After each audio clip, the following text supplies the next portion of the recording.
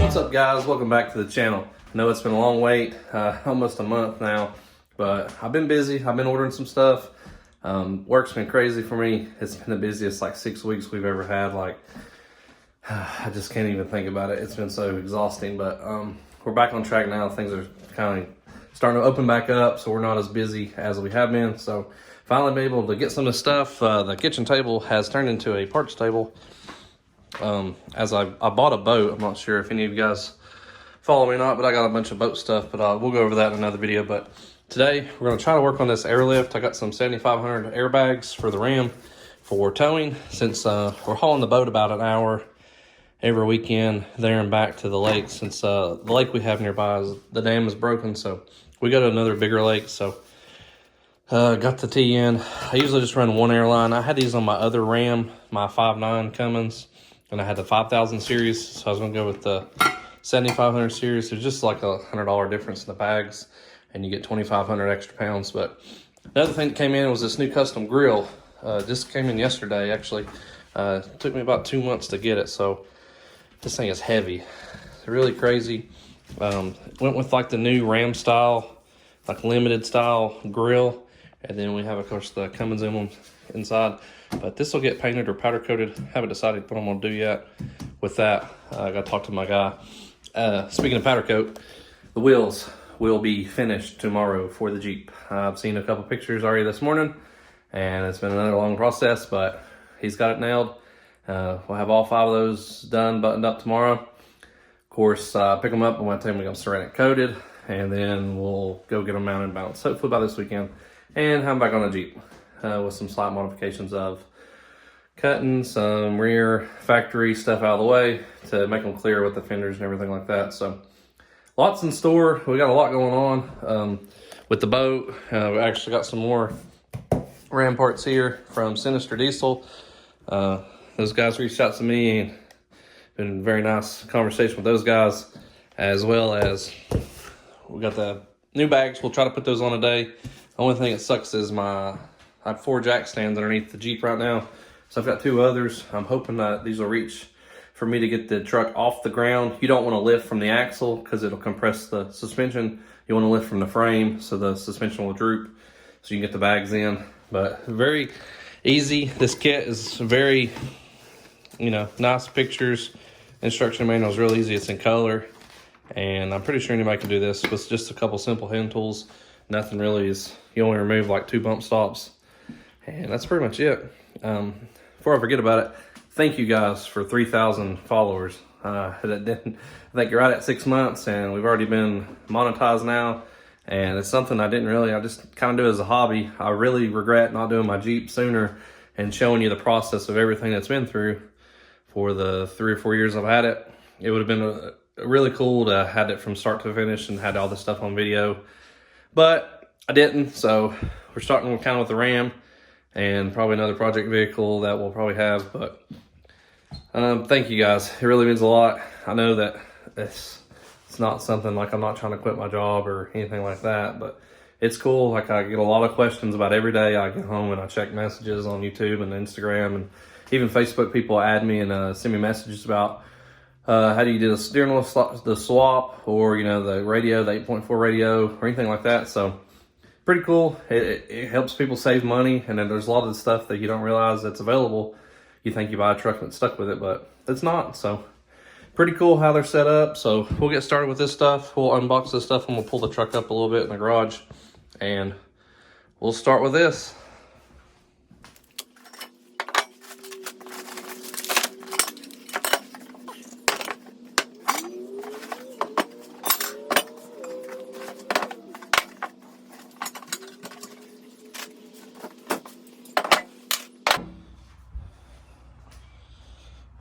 Alright guys, so here's everything unboxed as you've seen.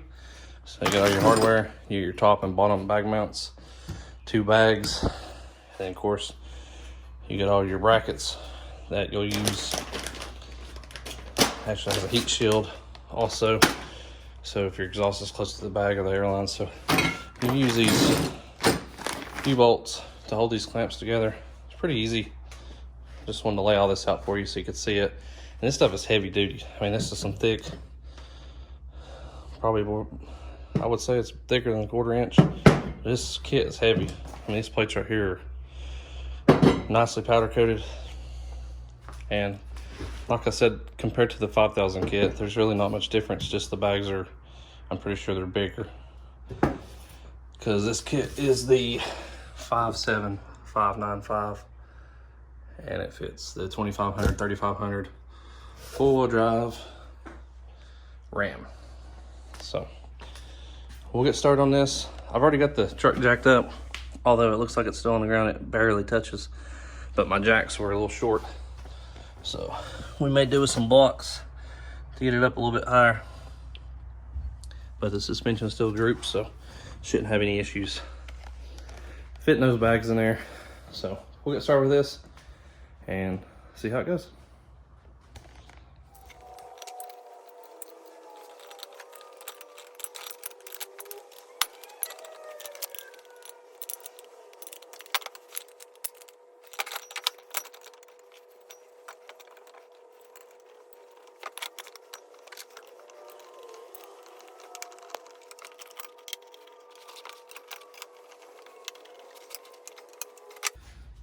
Alright guys, so that's pretty simple. Put the top plate on, put your air valve in, put the other plate.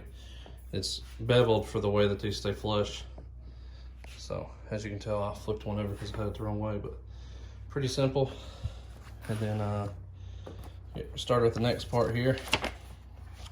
Alright, so we went ahead and removed the kind of like bump stop really for your spring. It's actually mounted right here under this block.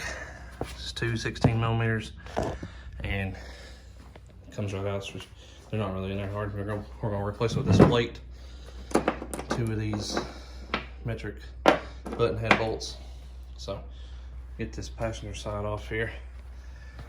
As you can see, it's still on there. So pretty simple.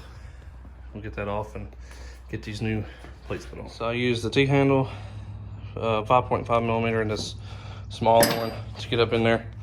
So I'll show you what we got. So there's the plate, and those slots stay inward. Of course, you won't be able to see that because of the glare. So there's the driver's side. Just want to make sure you get them all the way tight. And then this is here. So your bag's going to sit here. You have U-bolt here. One that goes around, keeps it straight. So show you that plate we put in there. Spare tire in the way, that'll be coming out here soon. We're actually going to run a train horn setup, and I'm going to run a compressor on it. So I didn't order the compressor for the airlift kit, as it's got the manual fill bags.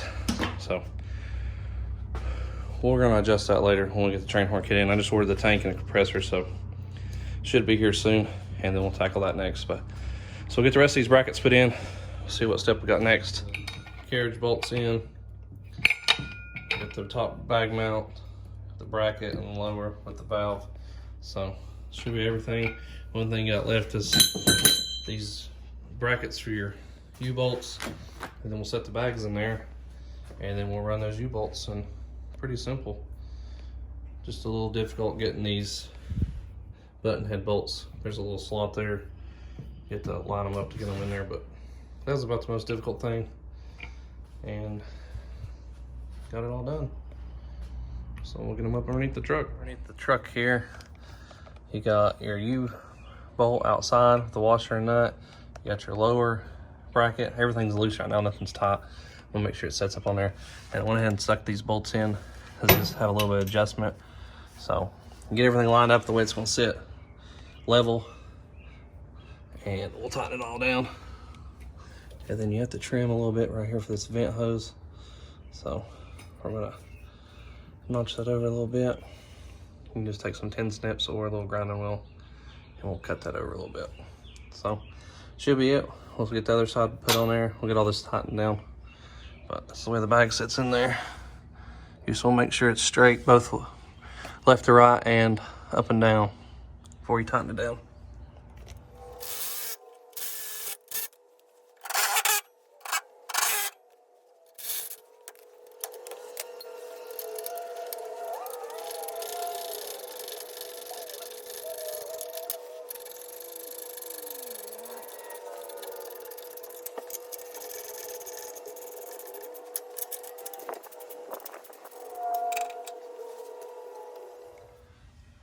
got both bags installed and tightened down, straightened up.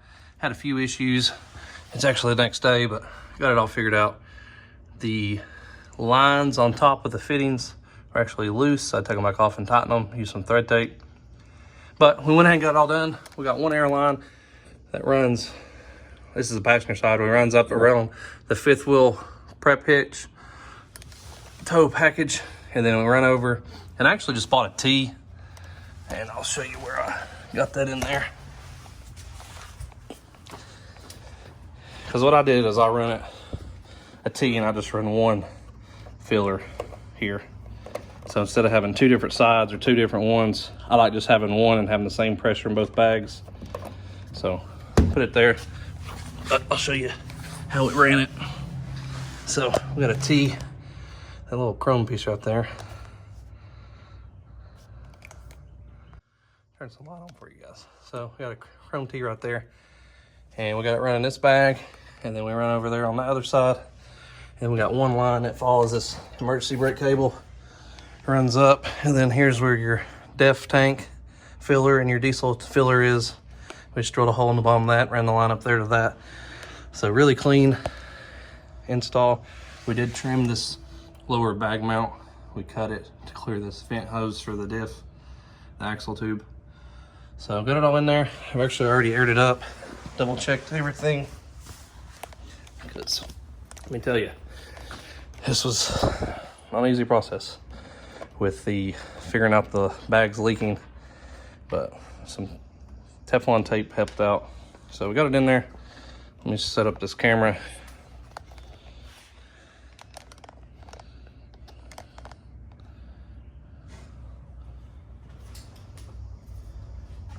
So you just hook up the gauge. You can air it down. So I've got like, I had 30 pounds in there. We'll lower it down. You can see the truck is lowering. It will raise your rear end up about 2 inches.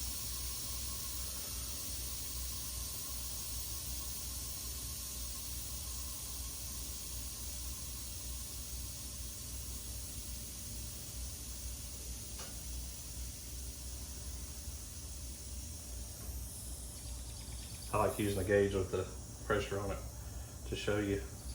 We'll grab the air compressor hose. We'll fill it back up, and I'll show you how the truck will actually raise up a little bit. See if we can get a good angle. Compressor hose. Should be able to see the truck come up a little bit. Fill it up with some air. And I've already checked everything for leaks, because like I mentioned, I did have a leak and fixed that. So we'll get this thing.